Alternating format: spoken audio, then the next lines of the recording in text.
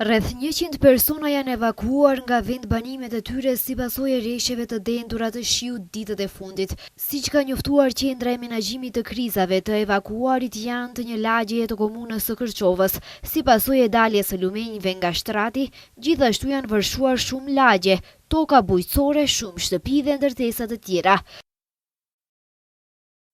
Në komunën e Kërçovës në rrugën Prilepska janë përmbytur disa objekte banimi, është kryer evakuimi rreth 100 personave të cilët janë strehuar në sallën sportive Hristo Uzunov.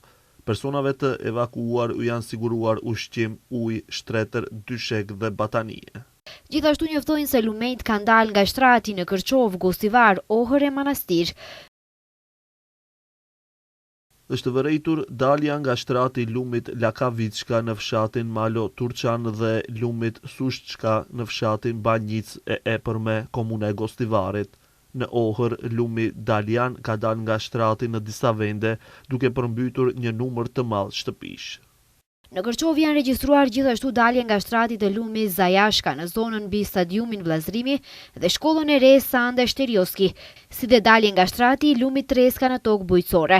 Në komunat e përmendura janë evidentuar bodrume, garazha dhe oborre të përmbytura në disa lokacione.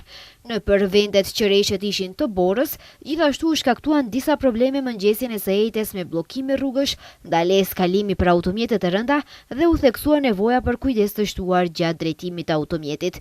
Lidhja Automoto e Maqedonisë në mëngjes njoftoi se trafiku në rrugët shtetërore po zhvillohet në kushte dimrore në përkursitë e lagshta. Si pasojë e rreshjeve të borës në pikën kufitare me Gjitlia u caktua ndalesë për qarkullimin e mjeteve të rënda për 48 orë.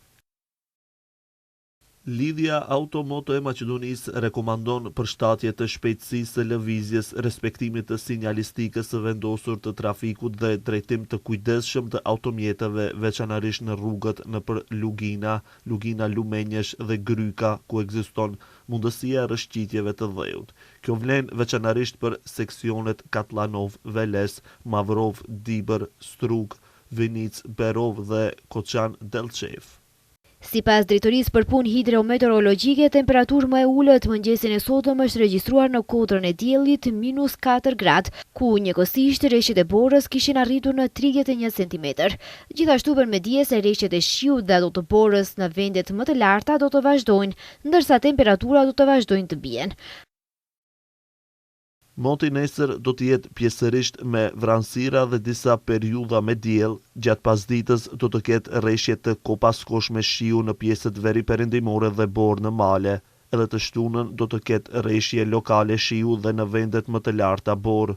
Të dielën dhe të hënën do të fryejë erë e fortë veriore, temperaturat do të ulen, ajo ditore do të jetë nën zero. Vozësit e automjeteve rikujtohen se është në fuqi masa e domosdoshme e posedimit të pajisjeve dimrore nëpër automjete.